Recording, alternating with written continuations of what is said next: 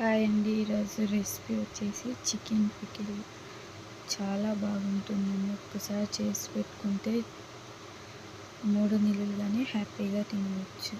ముందుగా 1 KG chicken తీసుకోవాలి. దాంట్లో సాల్ట్, 1/2 టేబుల్ స్పూన్ పసుపు, 1 టేబుల్ స్పూన్ ఆయిల్ వేసుకోవాలి. అలాగే మొత్తాన్ని బాగా కలుపుకోవాలండి.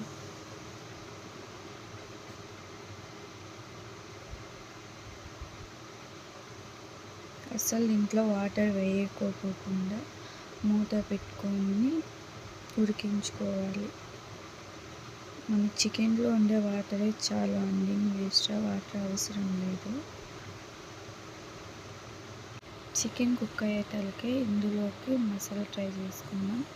దాల్చిన చెక్క, 5-6 లవంగాలు, యాలకులు వేసుకొని ఫస్ట్ వేపుకోవాలి. ఆ తర్వాత 2 టేబుల్ స్పూన్ ధనియాలు వేయించుకోవాలి. అస్సలు మాడకూడదండి. అలాగే 1/2 టేబుల్ స్పూన్ జీలకర్ర, 1/2 టేబుల్ స్పూన్ మెంతులు, 1 టేబుల్ స్పూన్ ఆవాలు వేసుకొని ఫ్రై చేసుకోవాలి. ఇవి చల్లారాలి. చల్లారినాక ఒక మిక్సీ గిన్నెలోకి వేసుకొని ఫైన్ పౌడర్లా గ్రైండ్ చేసుకోవాలి.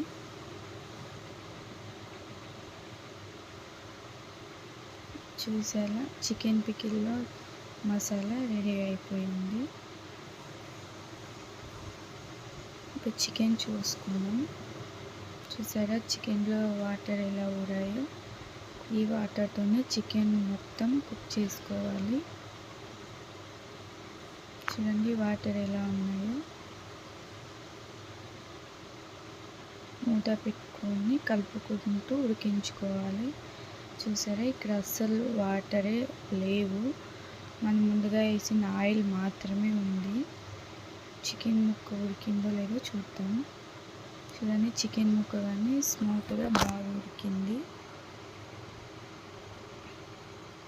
ఇప్పుడు స్టవ్ ఆఫ్ చేసుకోవాలి. మనం చికెన్ మొత్తం ఒక వేరే ప్లేట్లోకి తీసుకోవాలి. గుర్తుపెట్టుకోండి, అస్సలు వాటర్ ఉండకూడదు. మొత్తం డ్రై అయిపోవాలి. ఒక ప్లేట్లోకి తీసుకొని పక్కన పెట్టుకోవాలి.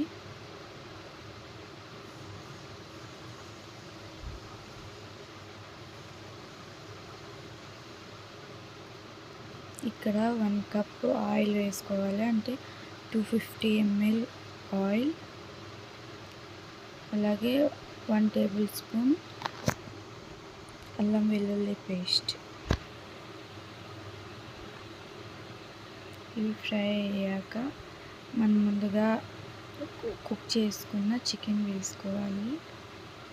చికెన్ వేసుకొని బాగా కలుపుకోవాలి.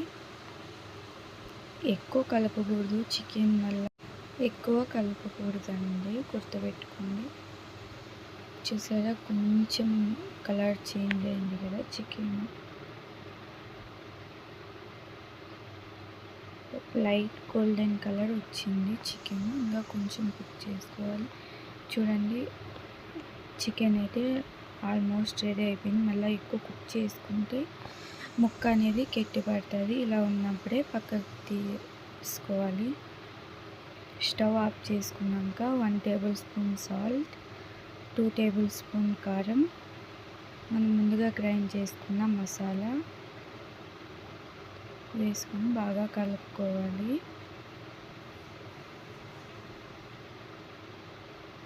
చికెన్ పికిల్లో ఎక్కువే ఉండాలండి ఆయిల్, లేకపోతే తొందరగా చెడిపోతుంది. పూర్తిగా చల్లారాక ఒక నిమ్మకాయ రసం తీసుకోవాలి. బాగా కలుపుకోవాలి.